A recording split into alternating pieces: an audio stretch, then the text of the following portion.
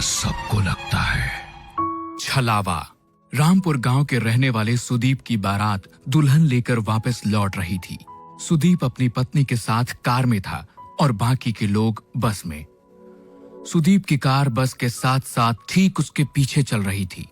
रात बहुत हो चुकी थी और सुदीप की पत्नी रीमा को जोरों से नींद आ रही थी। ड्राइवर कार चला रहा था। तभी रीमा ने सुदीप से पानी पीने के लिए कहा। मुझे बहुत जोर से प्यास लगी है, पानी चाहिए। अरे रीमा, पानी तो खत्म हो गया है, अब क्या करें?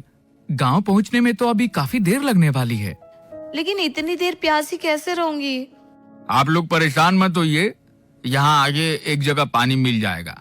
कुछ दूर जाकर ड्राइवर ने कार को रोक दिया। सड़क के किनारे एक हैंडपंप बना हुआ था। सुदीप कार से पानी लेने के लिए उतरने लगा। रीमा ने उसे कहा कि वो भी कार में बैठे बैठे थक गई थी और 2 मिनट के लिए उतरना चाहती थी। आप दोनों की अभी अभी शादी हुई है, हाथों में मेहंदी लगी हुई है, ऐसे में आधी रात को सुनसान जगह रुकना सही नहीं है। पानी मैं लेकर आता हूँ। लेकिन मुझे बाहर जाना था। शायद ड्राइवर भैया सही कह रहे हैं रीमा, हमें बाहर नहीं जाना चाहिए। ड्राइवर बाहर उतर गया और रीमा कार की खिड़की से बाहर देखने लगी। कुछ देर में ड्राइवर पानी लेने गया और पानी लेकर वापस आ गया। उसने पानी की बोतल रीमा को दे दी। रीमा ने जल्दी से पानी पी लिया। लेकिन इस बीच में बारात की बस जो अब तक आगे आगे चल रही थी वो दूर निकल गई और रीमा, सुदीप और ड्राइवर उस सुनसान रास्ते पर अकेले रह गए। ये देख सुदीप ने ड्राइवर से कहा कि वो कार को थोड़ा तेज चलाए ताकि बस के पास पहुंचा जा सके। ड्राइवर ने सुदीप की बात को मानते हुए कार को तेज चलाना शुरू कर दिया। लेकिन काफी देर के बाद भी कार बस तक नहीं पहुंच पाई। भैया 1 घंटा हो गया लेकिन अभी तक कहीं बस नजर नहीं आ रही है। इतनी दूर तो नहीं निकली थी, आखिर हो क्या रहा है? तभी रीमा की नजर सड़क के किनारे एक हैंडपंप पे पड़ी। उसने देखा कि ये वही हैंडपंप था जो कुछ देर पहले रास्ते में आया था और जहाँ से उन लोगों ने पानी लिया था, क्योंकि उस हैंडपंप का भी हैंडल टूटा हुआ था। ड्राइवर भैया अब गलती से कार वहीं लेकर आ गए हैं। हाँ, मुझे भी ऐसा ही लग रहा है, लेकिन ये सब हो क्या रहा है? वो देखिए, हैंडपंप के पास कोई है, उससे पूछ लेते हैं। सुदीप, रीमा और ड्राइवर ने देखा कि एक बूढ़ा आदमी हैंडपंप से पानी भर रहा था। आप हमें यहाँ से रामपुर जाने का रास्ता बता सकते हैं? रामपुर तो 2 किलोमीटर पीछे छूट गया, तुम लोग वापस जाओ। नहीं, ऐसा नहीं हो सकता, हम वहीं से आ रहे हैं, वहाँ रामपुर गांव नहीं है। भाग जाओ यहाँ से, ये रास्ता बहुत खतरनाक है। यहाँ एक छलावा घूमता है, अगर तुम उसके चक्कर में फंस गए तो कभी यहाँ से बाहर नहीं जा पाओगे। ये सुनते ही ड्राइवर, सुदीप और रीमा बुरी तरह से डर गए। सुदीप वहां से कार लेकर निकला, लेकिन काफी देर हो गई और वो लोग उसी रास्ते पर घूमते रहे। अब उनको समझ आ गया था कि वो छलावे में फंस चुके थे। तभी रीमा ने धीरे से सुदीप के कान में कहा, किसी भी बहाने से हमें इस ड्राइवर को कार से उतारना होगा और कार तुम्हें चलानी होगी। लेकिन ऐसा क्यों? क्योंकि ये ड्राइवर ही कार से बाहर उतरा था और उसी वक्त छलावे ने इसे पकड़ लिया होगा।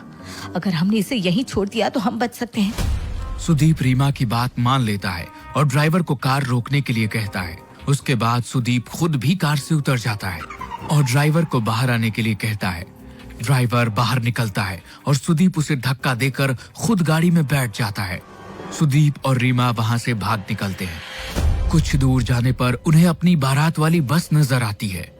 तुम ठीक कहती थी रीमा, ये देखो हमारी बस नजर आ रही है। अच्छा हुआ उस ड्राइवर को वहीं फेंक दिया। बिल्कुल ठीक कहते हो तुम। अब हमें ये कार छोड़कर सब लोगों के साथ बस में बैठ जाना चाहिए। सुदीप कार को बस के आगे रोक देता है और वे दोनों अपने घर वालों के साथ बस में बैठ जाते हैं। बस आगे बढ़ने लगती है।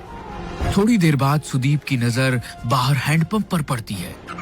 ये वही हैंडपंप था जिसके पास से वो पहले 2 बार गुजर चुके थे।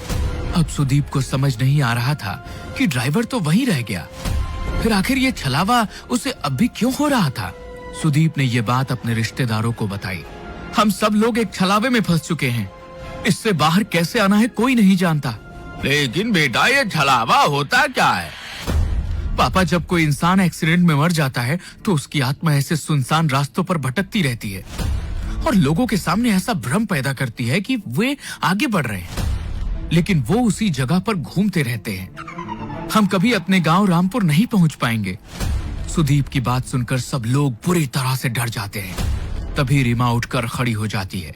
उसे बस की खिड़की से अब वो ड्राइवर नजर आ रहा था। रीमा ने इस बारे में सब लोगों को बता दिया। सब लोगों को लगा कि वो जितना ड्राइवर से बचने की कोशिश करेंगे उतना ही फंसते चले जाएंगे।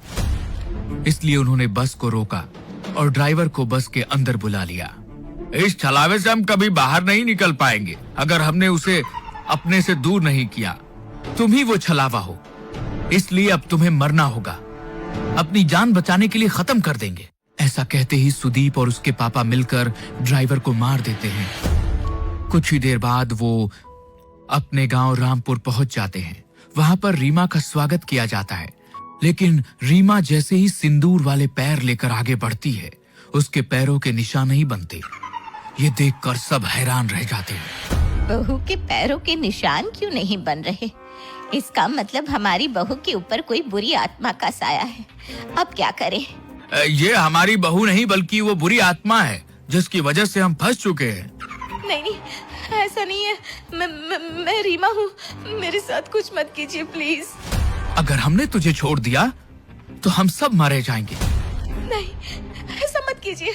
मैं छलावा नहीं हूँ, मेरा भरोसा करो। ये आपका बेटा छलावा है।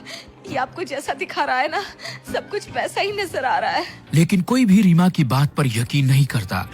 वो लोग उसे मारते नहीं हैं, लेकिन एक कमरे में कैद कर देते हैं। सुदीप के चाचा का बेटा राहुल ये सब कुछ चुपचाप देख रहा था। उसे लगा कि रीमा के ऊपर घर के सब लोग अत्याचार कर रहे हैं। इसलिए वो रात के वक्त उस कमरे में पहुंचा जहां रीमा को कैद किया गया था। तुम चिंता मत करो रीमा, मैं तुम्हें यहाँ से बाहर ले जाऊंगा। हाँ, प्लीज मेरी मदद करो। राहुल रीमा का हाथ पकड़कर उसे वहां से बाहर ले जाने के लिए निकलता है। तभी वहां पर परिवार के बाकी लोग आ जाते हैं। वो राहुल को वहां देखकर नाराज हो जाते हैं। ये तुम क्या कर रहे हो? मेरी पत्नी को कहाँ लेकर जा रहे हो? मेरी पत्नी का हाथ कैसे पकड़ा तुमने? आप लोग रीमा के साथ गलत कर रहे हैं। मैं उसे यहाँ से बाहर निकाल रहा था। तुम ऐसा नहीं कर सकते। आप मुझे नहीं रोक सकते। मैं रीमा को लेकर जाऊंगा। राहुल के इतना कहते ही सुदीप उसे धक्का देता है और राहुल दीवार से टकराकर वहीं गिर जाता है। उसके सिर से खून बहने लगता है। लेकिन तभी राहुल जैसा दिखने वाला एक और शख्स वहां आकर खड़ा हो जाता है। घर के लोग समझ ही नहीं पा रहे थे कि ये सब हो क्या रहा था। राहुल, तुम तो बेहोश हो गए थे।